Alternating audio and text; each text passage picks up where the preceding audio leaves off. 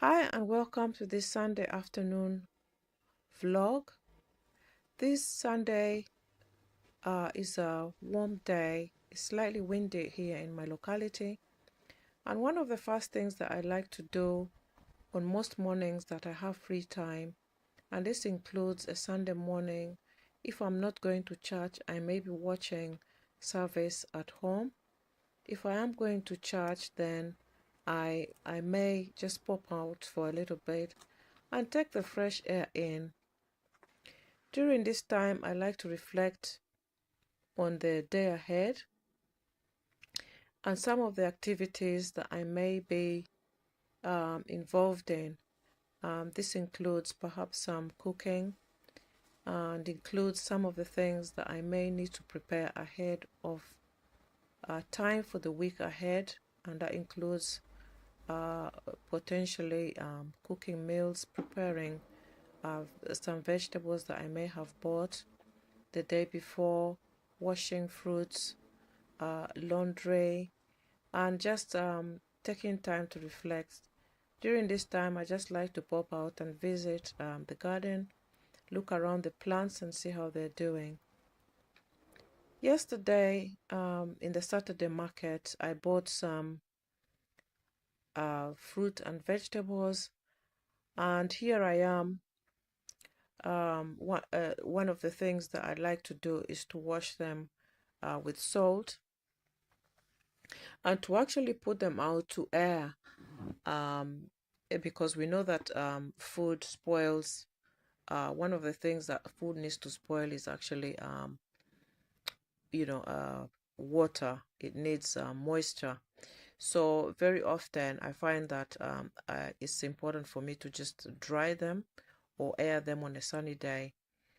Today is warm, so I will be putting them out to air by themselves over the warm weather, and I'll just bring them back in. I haven't got a lot of dust in my garden area, so I'm not worried about that. So after that, I will just then put them in storage bags and put some out on the table and put some of them into the fridge for the rest of the week. Some of these fruits will be used for smoothies. Some of them will just be eaten as they are. Some of them will be taken by the family to work and so forth. And I typically do this with all my fruit and vegetables that I buy every week. Very rarely do I freeze my vegetables though, unless I have so much, then I may prepare them for freezing. The other thing that I bought was coriander. Now, I use coriander quite a lot in a range of cooking that I do. It goes in bean stews, lentils, soups. It goes in meats. I also use it as salad. Today I'm making East African Pilau rice. East African Pilau rice is influenced by the Indian Pilau rice. And if you are East African and you see me cooking something, perhaps you think maybe I've missed a step or I've done it differently. This is exactly what I do. And sometimes I may miss out the cumin seeds, of which I know cardamom seeds are part of the ingredients, but I do not like, or my family does not like cumin seeds. So if I've missed that, that is the reason why. Now, sometimes I do buy coriander and actually freeze them as well.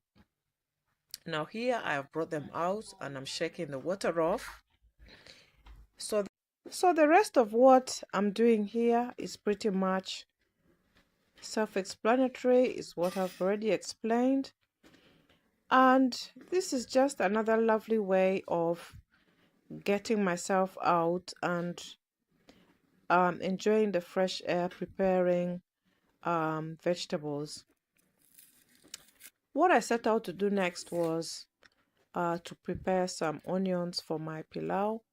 And ordinarily speaking, this is something that I would do in bulk anyway, and actually chop onions ahead of time garlic, and perhaps potatoes as well that I may use for the next few days ahead, that I may be cooking in the week for when it's really busy for the family.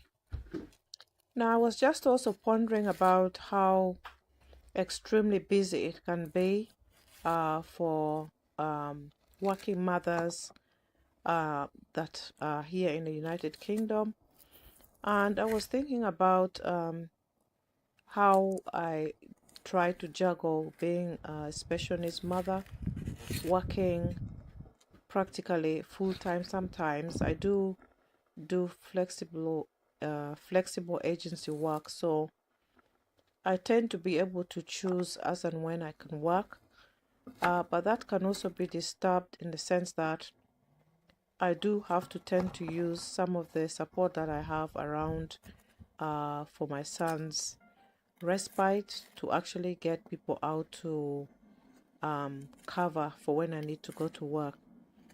That kind of takes away what is supposed to be for respite, because I do use it to actually go out to work. Work is very important for me because I had to take time out for some number of years because of the special needs involved um, with my child, and that meant that I've had to take work and miss out on a career progression. But by God's grace, all things are made new for those who wait upon the Lord. So I'm perfectly fine with that. And by God's grace, I will and are catching up, even in the things that the Lord has laid on my heart to actually go on to do. If you're a special needs parent that is planning to come to the UK, or you're already in the UK and you have special needs child or young people that you're looking after, how do you actually juggle? Because for many, they've given up on actually taking up employment. And carers in the UK are in the group of those who have to take up roles that are perhaps a little bit,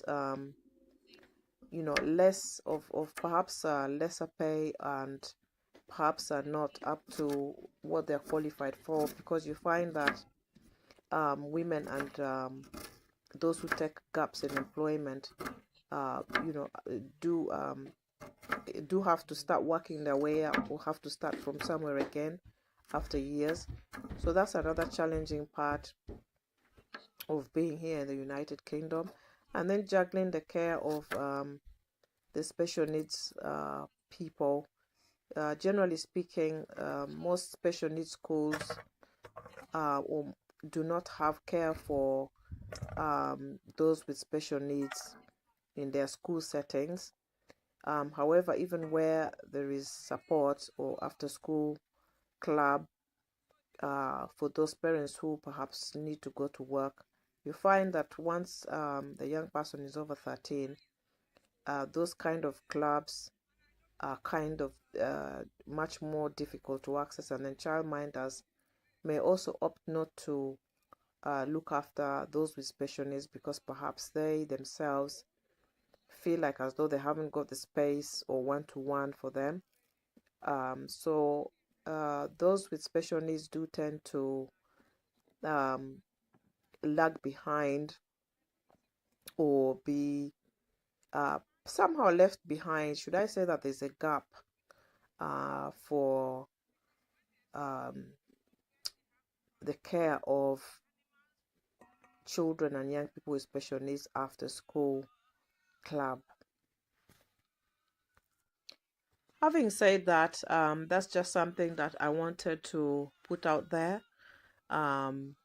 Those of you who are already in the UK are aware and know about it anyway. If you're new here to this channel, my name is Jacqueline, and I vlog about my experiences as a mother to grown up young men, should I say, I do not physically do everything for all of them. They are grown, and though my older two are both over 24 and they're working now, but the younger two are still in school, and there's a main special needs there. So that is that, and I talk about other interests, my interest in immigration and life in the UK as an immigrant. So yeah, you're welcome here, and anything else in between, that might be of interest, perhaps about immigrating to UK, and perhaps planning to immigrate back to Africa for those of us who want to make a life back in our homes one day. And we are here. I do talk about some aspects to do with that as well. In one of my videos, I do share how I'm actually working on my homestead by God's grace, and some other projects. Now, here I'm, of course, preparing the tomatoes and coriander for my salad, which is also known as the Kachumbari in East Africa, which consists of tomatoes, onions, lemon, salt. One can add lettuce if they want to. It's not really the main ingredient for Kachumbari. I wouldn't have thought anyway. Somebody could correct me if they like. And here I'm just squeezing out the onions and trying to get out the fluid that actually lingers in the mouth when you eat the onions and makes the mouth smell more of onions. So that's a trick, or a tip, not a trick, a tip that you could use when preparing salads that have a lot of onions in them as well. Now, pilau rice is a dish that likes a lot of onions, and the process in cooking pilau is that the onions have to be cooked right down to golden brown. And I'm also going to be using garlic, which you'll see later, which comes into the dish a little bit late. I mean, the onions a little bit later, once they're heading into being golden brown. And yeah, so here we are, washing the goat meat that I bought.